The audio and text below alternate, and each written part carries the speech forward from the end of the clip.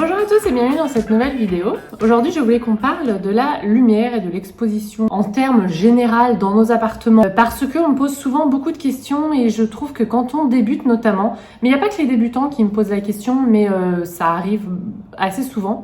On a parfois du mal à comprendre un petit peu les indications que les jardineries peuvent nous laisser. Beaucoup de lumière, lumière directe, lumière indirecte, lumière moyenne, peu de lumière. On a parfois du mal à s'y retrouver alors qu'en fait c'est pas si compliqué que ça, je vous promets. Du coup je vais essayer de faire ça de façon un petit peu ludique dans cette vidéo aujourd'hui. Je vous proposerai une deuxième vidéo dans ce thème de la lumière avec toutes mes astuces pour avoir des plantes d'intérieur dans un espace que l'on considère comme peu lumineux. Mais attention, je vais développer maintenant en fait qu'est-ce que c'est que peu de lumière. D'abord, je vais commencer par un petit topo sur ce qu'est la lumière directe, lumière indirecte, lumière moyenne, lumière basse. En commençant d'abord par une première chose. Quand on vous parle de lumière, pour la plupart des plantes d'intérieur, on ne parle pas de soleil direct notamment. Donc en fait, si vous avez une fenêtre exposée plein ouest ou plein sud, ou parfois plein sud-ouest, il va falloir quand même observer un petit peu votre fenêtre avec la lumière en fait et le soleil qui pénètre à l'intérieur de votre appartement. Un petit peu d'observation pour réfléchir à placer vos plantes à un endroit où elles n'auront pas le soleil directement, les rayons du soleil d'après-midi directement sur leurs feuilles. Si c'est le cas, vous pouvez placer des voilages ou simplement positionner votre plante, juste la décaler un petit peu, des fois c'est suffisant pour ne pas brûler le feuillage. Petit rappel pour les débutants, la plupart de nos plantes d'intérieur ne sont pas des plantes qui supportent le soleil direct. Dans la forêt, elles sont placées en dessous de la canopée et elles reçoivent parfois seulement 1% des rayons du soleil direct. Pour ce qui est de la lumière indirecte, directe, etc., j'ai trouvé sur Instagram, c'était sur une page, un compte Instagram, je vais vous le mettre à l'écran là, puis je vous mettrai le lien, bien sûr, j'ai trouvé cette image, qui je trouvais montrait vraiment bien en fait de quoi on parle en fait quand on parle de lumière directe.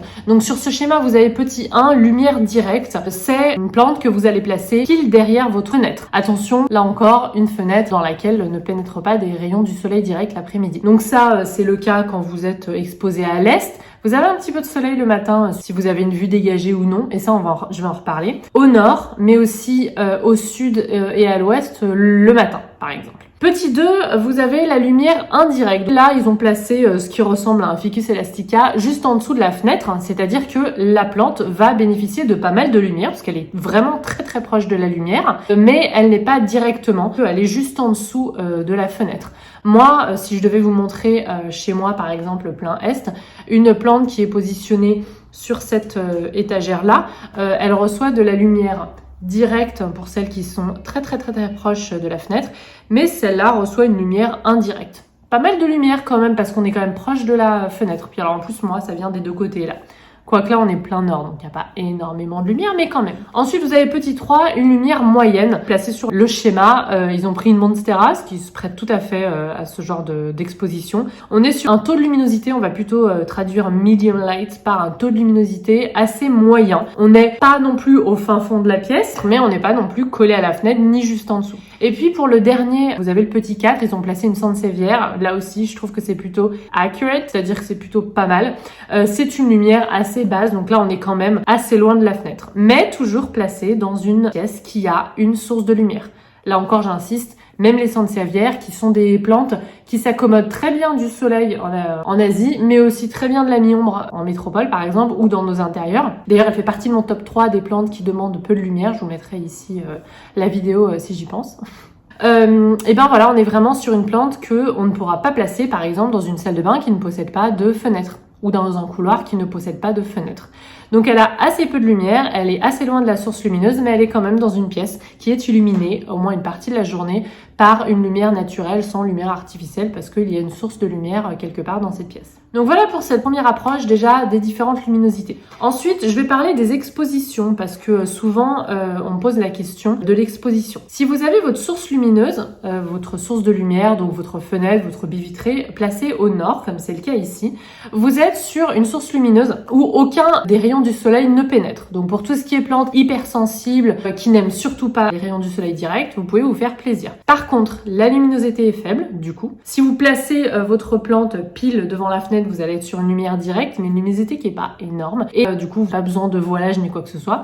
Et si vous placez une plante au pied de votre fenêtre, là où est Nox, si c'était pas une baie vitrée, vous êtes sur une lumière indirecte, mais avec une luminosité là, moi je dirais moyenne pour le nord. Donc le schéma en fait ne vaut plus trop. Le schéma que je vous ai montré, il vaut très bien si vous avez une fenêtre orientée, orientée, c'est-à-dire au sens propre du terme, tournée vers l'Orient, c'est-à-dire exposée à l'Est. Si vous avez une exposition nord, vous avez une luminosité assez faible et du coup je vous conseille de rapprocher vos plantes de la fenêtre, quelles que soient vos plantes.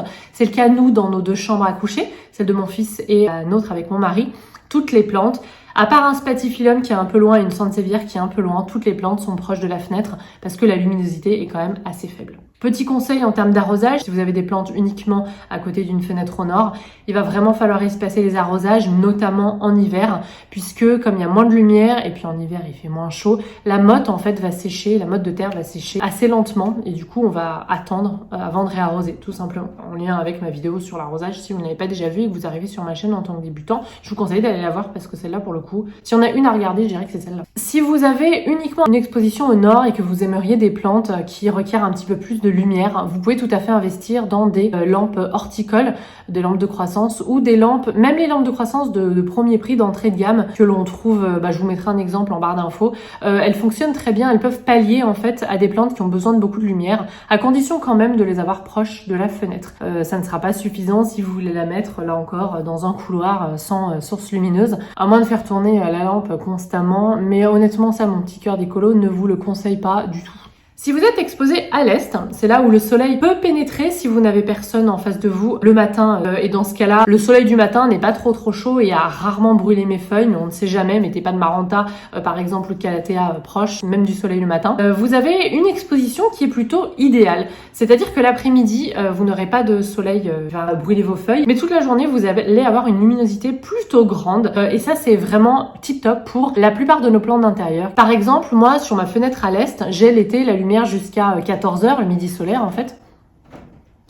Et en hiver jusqu'à midi. Et du coup, l'après-midi, la luminosité flanchit un petit peu, mais la luminosité reste très grande chez moi vers cette source de lumière, donc vers cette fenêtre. Plus vous éloignez les plantes de cette fenêtre, moins elles reçoivent de lumière, notamment le milieu de la matinée. Donc, je vous conseille aussi d'en rapprocher pas mal. Et pour celles qui sont un petit peu plus loin de la fenêtre, privilégiez des plantes qui ont besoin d'une lumière moyenne, comme la monstera que je vous ai montré lors du premier schéma. Et puis, alors si vous les mettez vraiment très loin des fenêtres, plutôt des plantes type Zamuculcas ou Sansevieria. Et quelques pothos type Pothos aureum que je n'ai pas dans le cadre ici, mais je vous mettrai un insert, donc le pothos doré, le golden pothos. Donc on fera attention quand même à celle que l'on va placer loin de la source de lumière, même si l'exposition est idéale, on fera quand même attention à ça. Si vous avez une fenêtre exposée au sud, ce sont les fenêtres en fait qui reçoivent de la lumière le plus longtemps dans la journée. Cette lumière peut tout à fait brûler le feuillage si les feuilles sont placées trop proches des fenêtres. Donc vous allez privilégier, si vous avez un rebord de fenêtre, plutôt des succulentes ou des cactus, et puis juste un petit peu éloigné, ce qu'on va parler de lumière indirecte, c'était le numéro 2 dans le premier schéma, d'autres types de plantes. Simplement, vous ferez attention que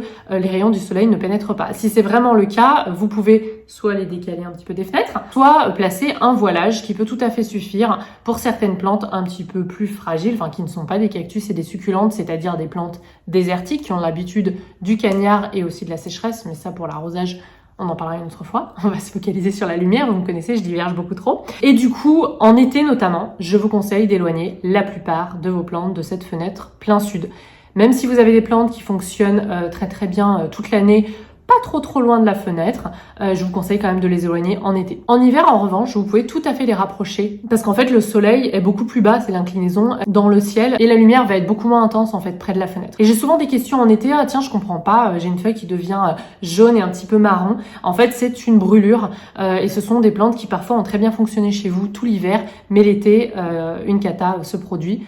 On adopte les voilages et on éloigne un petit peu les plantes de la fenêtre, donc sur une fenêtre exposée plein sud en été. Si vous êtes exposé plein ouest, là aussi je vous recommande un voilage parce que le soleil d'après-midi va inonder tout l'espace de soleil parfois et aussi de chaleur. Donc là aussi on peut avoir encore des problèmes de brûlure. Notamment si vous placez les plantes juste en rebord de fenêtre, je conseille vraiment d'investir dans un voilage. Vous pouvez sinon simplement décaler la plante sur un côté de la fenêtre où elle ne recevra pas le soleil direct. Là aussi, en ce qui concerne les arrosages, là il faudra bien surveiller les arrosages parce que la motte de terreau sèche très rapidement. Là encore, c'est une lumière, c'est un soleil en fait qui va pénétrer et une lumière du coup qui va être très chaude. Dans le reste de la pièce, la lumière du coup pénètre plus loin. Et l'avantage d'une fenêtre plein ouest, c'est que vous allez pouvoir positionner des plantes plus loin dans le reste de la pièce parce que cette lumière qui pénètre inonde vraiment une plus grande partie de la pièce. Donc en résumé, une fenêtre plein ouest, on fait attention à ce qu'on met juste en rebord de fenêtre, mais on peut du coup se permettre d'avoir des plantes un petit peu éloignées de la source de lumière et du coup d'aménager un petit peu nos plantes à nos envies de décoration.